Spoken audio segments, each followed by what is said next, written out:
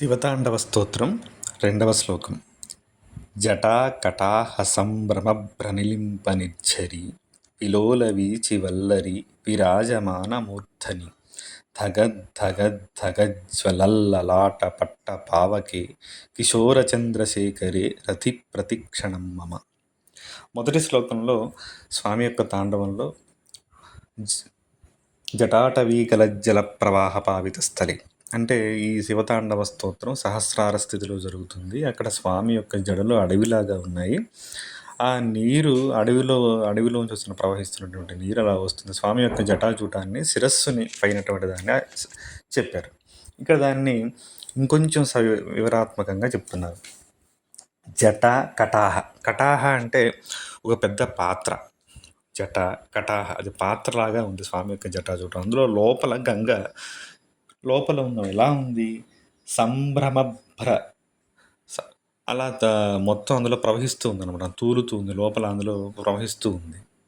నిలింపనిర్ఝరి అది దేవ ప్రవాహం. అది అంటే గంగా స్వామి యొక్క జటాజూటంలో ఒక పాత్రలాగా ఏదైతే జటాజూటం ఉందో అందులో తడబడుతూ ప్రవహిస్తూ ఉంది. ఆ తడబడుతూ లోపల సుడులు తిరుగుతూ ఉందన్నమాట.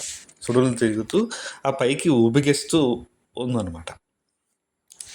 విలోల వీచి వల్లరి విరాజమానమూర్ధని. ఈ ప్రవాహం నిలింపనిర్ఝరి ఆ యొక్క ప్రవాహం అనేది యొక్క ఈ తుంపెరలు అంటాం, లేదంటే అలలు ఆ జటాజుట నుంచి వస్తుంటే అవన్నీ కూడా అలా కారిపోతూ ఉన్నాయి అనమాట. అలా వస్తూ వీళ్ళ వల్లరి తీగల్లాగా ఉన్నాయి అనమాట. అంటే మొత్తం సన్నగా ఉన్న ఈ జుట్టు ఏదైతే ఉందో జటాజూటము ఆ లోపల పాత్రలాగా ఉంటే అందులో లోపల గంగమ్మ ఉంటే అది చుట్టూ సుడులు తిరుగుతున్న గంగమ్మ పైకి ఉబికెత్తు వస్తుంటే ఆ అలలు ఆ జటాజుటం ద్వారా వస్తుంటే ఆ తీగల్లాగా ఉండి అవి మెరిసిపోతూ ఉన్నాయి. అది ఒక గంగతత్వాన్ని చెప్పి ఆ తర్వాత ఇంకాస్త కిందకు వస్తున్నాడు. ధగద్ధగద్ధగద్ అది మొత్తం కూడా నుదురంతా కూడా మెరిసిపోతుంది. జ్వలల్లలాట పట్టపావకే మొత్తం కూడా ఈ లలాటం అంతా కూడా ఎర్రగా పాలనేత్రం ఉంది అక్కడ. అంటే స్వామి యొక్క నుదురులో త్రినేత్రం ఉంది, మూడో నేత్రం ఉంది. అది ఎర్రగా మెరిసిపోతుంది. పైన గంగమ్మ చల్లగా ఉంది. ఆ నుదురు భాగంలో ఈ అగ్నితత్వం ఉంది, అది మెరుస్తూ ఉంది. ఇంకేమని చెప్తున్నాడు, కిశోర చంద్రశేఖరి. చంద్రబింబం, కిశోరం అంటే చిన్నది, సన్నటి రేఖ. కిశోరం అంటే చిన్న పిల్లాడు, స్మాల్ అనమాట. అది సన్న రేఖ, చంద్రరేఖ. కిశోర చంద్రశేఖరి అది రేఖలాగా ఉంది. రతి ప్రతిక్షణం అలా మెరుస్తూ ఆ స్థితిలో ఉన్న స్వామి. రతి అంటే మనతో కలిసి ఉండటం. ప్రతిక్షణం నాతో ఉండుగాక అని అడుగుతున్నాడు. ఇక్కడ మనం లోతుగా గమనిస్తే ఇక్కడ ఏం చెప్తున్నారు, జటాకటాహం.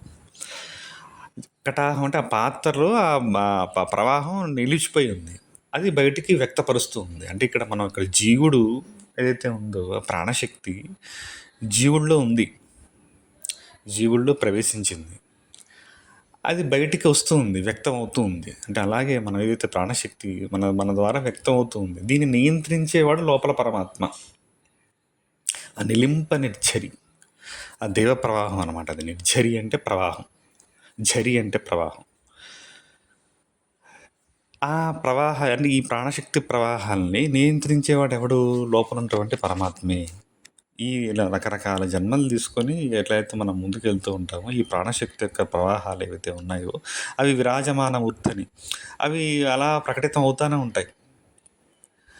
అది లోపల ఉన్నటువంటి కర్మ ద్వారా, లోపల మనం చేసుకున్నటువంటి వీటి ద్వారా అవి వాటిని నియంత్రించేటువంటి వాడు పరమాత్మ అని ఇక్కడ అర్థం. ఇంకొకటి ఏంటంటే చల్లని గంగమ్మ, నుదుట అగ్ని. అంటే రెండు పరస్పర విరుద్ధమైనటువంటి యొక్క తత్వాలు. ఒకటి చల్లగా ఉంటుంది, ఒకటి వేడిగా ఉంటుంది.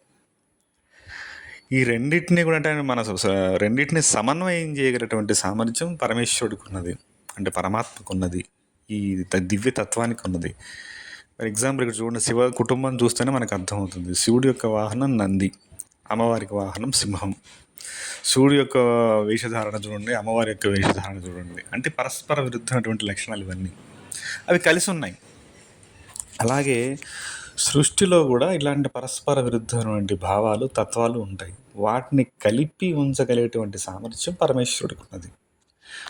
మన బాడీలోనే రకరకాల 5 తత్వాలు పంచభూతాత్మకంగా ఉంది కదా! ఒకటి ఇంకో దాన్ని నాశనం చేయగలదు. నీరు నిప్పుని ఆర్పేయగలదు.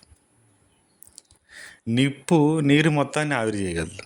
ఈ 2 విరుద్ధంగా ఉన్నాయి. కానీ మన శరీరంలో కలిసి ఎంత పరిమాణంలో ఎంత మేరకు ఉండాలో అంత మేరకు ఉండి శరీరాన్ని నడిపిస్తున్నాయి. ఈ నడిపించేటువంటి తత్వం ఏదైతే ఉందో దాన్ని పట్టుకోవాలి ఇక్కడ.